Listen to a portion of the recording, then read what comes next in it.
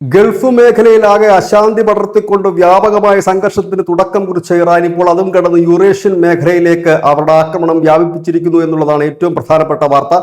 സൈപ്രസിലെ UK സൈനിക താവളങ്ങൾക്ക് നേരെ ballistic മിസൈലുകൾ ഇറാൻ ഉപയോഗിച്ചിരിക്കുന്നു. ഈ വിവരം പുറത്തുവിട്ടിരിക്കുന്നത് അവരുടെ പ്രതിരോധ സെക്രട്ടറി ജോൺ ഹീലിയാണ്.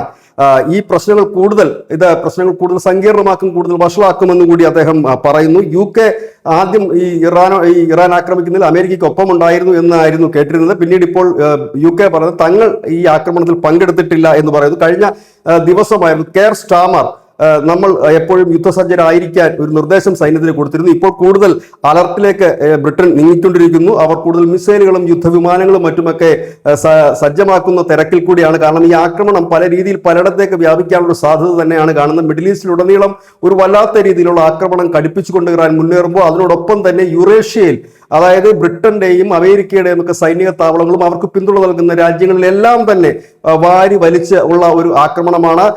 ആ ഒരു രീതിയിലേക്കാണ് മുൻപോട്ട് പോകുന്നത്. നമുക്കറിയാം ഇറാന്റെ ഒരു സ്ട്രാറ്റജിക് അല്ലെങ്കിൽ അവരുടെ ഒരു ആക്രമണ രീതി എന്ന് പറഞ്ഞു കഴിഞ്ഞാൽ പ്രതിരോധമല്ല അവരുടേത്. കാരണം പ്രതിരോധിക്കാനുള്ള സംവിധാനങ്ങളൊന്നും തന്നെ ഇറാന്റെ ഇല്ല. പഴയ ഉപകരണങ്ങളൊക്കെ തന്നെയാണ് അവർക്ക് ഈ വ്യോമ പ്രതിരോധങ്ങൾക്കുള്ള എയർ ഡിഫൻസ് സിസ്റ്റമായിട്ടൊക്കെ ഉള്ളത്. അതുകൊണ്ട് തന്നെ അവർ പ്രതിരോധിക്കുകയല്ല അവരുടെ പണ്ട് മുതലേ ഉള്ള രീതി, പകരം തിരിച്ച് അറ്റാക്ക് ചെയ്തുകൊണ്ടേയിരിക്കുക, അങ്ങനെ ഒരു സമ്മർദ്ദത്തിലാക്കുക എന്നുള്ള ഒരു തന്ത്രം കൂടിയാണ്.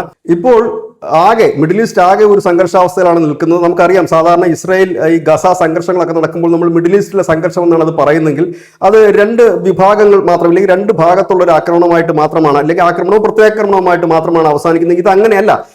മിഡിൽ ഈസ്റ്റിലുള്ള ഏതാണ്ട് GCC രാജ്യങ്ങളെല്ലാം തന്നെ ഈ യുദ്ധത്തിന്റെ ഒരു ഭാഗമായി മാറുന്ന ഒരു കാഴ്ച. അതിനപ്പുറത്തേക്ക് ഇപ്പോൾ സൈപ്രസിലേക്ക് കൂടി ഈ ആക്രമണം നീളുന്നു എന്ന് പറയുമ്പോൾ അത് യൂറേഷ്യ കൂടി വരുന്നു, പതുക്കെ യൂറോപ്പിലേക്ക് അത് വ്യാപിക്കുന്നു. നമ്മൾ കഴിഞ്ഞ ദിവസമൊക്കെ ഇത്തരത്തിലൊരു സൂചനകൾ പല രീതിയിൽ വന്നിരുന്നത് നമ്മൾ പ്രേക്ഷകരുമായി പങ്കുവച്ചിരുന്നതാണ്. കാരണം ഇത് യൂറോപ്പിലേക്ക് നീങ്ങുകയാണെങ്കിൽ സ്വാഭാവികമായി തന്നെ NATO രാജ്യങ്ങൾ കൂടി ഇതിലേക്ക് വലിച്ചിഴക്കപ്പെടുന്ന ഒരു സാഹചര്യം വരും. ഇപ്പോൾ തന്നെ നിലവിൽ ഒരുപാട് രാജ്യങ്ങൾ, അതായത് യുദ്ധത്തിൽ പങ്കെടുക്കാത്ത ഒരുപാട് രാജ്യങ്ങൾ ഇപ്പോൾ സാമ്പത്തിക പ്രതിസന്ധി ഒരു വലിയ ഭീതിയായി തന്നെ നിലനിൽക്കുന്ന ഒരു അവസ്ഥ. കാരണം ക്രൂഡ് ഓയിലിനൊക്കെ ഇപ്പോൾ വില വല്ലാതെ വർദ്ധിച്ചുകൊണ്ടേയിരിക്കുന്ന ഒരു സാഹചര്യം. ഹോർമുസ് കടലിടുക്കിൽ എന്ത് സംഭവിക്കുമെന്ന് ആർക്കും അറിയില്ല. 150ഓളം കപ്പലുകൾ ഇപ്പോൾ ഹോർമുസ് കടലിടുക്കിൽ തടഞ്ഞു വെക്കപ്പെട്ടതായിട്ടുള്ള വാർത്തകളും പുറത്തു വരുന്നുണ്ട്. ഏതായാലും അതിഘോരമായ യുദ്ധം, ഇതൊരു യുദ്ധമായി പരിണമിക്കുമോ എന്നാണ് ഏവരും ഉറ്റുനോക്കുന്നത്. കാരണം മുൻകാലങ്ങളിലൊക്കെ ഈ ഇറാനെതിരെ ഈ അമേരിക്കയും ഇസ്രായേലും നടത്തുന്ന ആക്രമണങ്ങളൊക്കെ 1-2 ദിവസത്തിൽ ഒതുങ്ങിപ്പോകുന്ന കാഴ്ചയാണെങ്കിൽ ഇത് അങ്ങനെയല്ല. ഒരു ശക്തമായ, കാരണം അവരുടെ പ്രധാനപ്പെട്ട ഒരു നേതാവിനെ, ഖമേനി എന്ന് പറയുന്ന നേതാവിനെ വധിച്ചതിനകത്തുള്ള ഒരു വലിയ പ്രതികാരമാണ് അണപൊട്ടി ഒഴുകുന്നത്. അത് പലയിടത്തും, ഇന്ത്യയിൽ പോലും പ്രതിഷേധ പ്രകടനങ്ങൾ ഉണ്ടായിരുന്നു.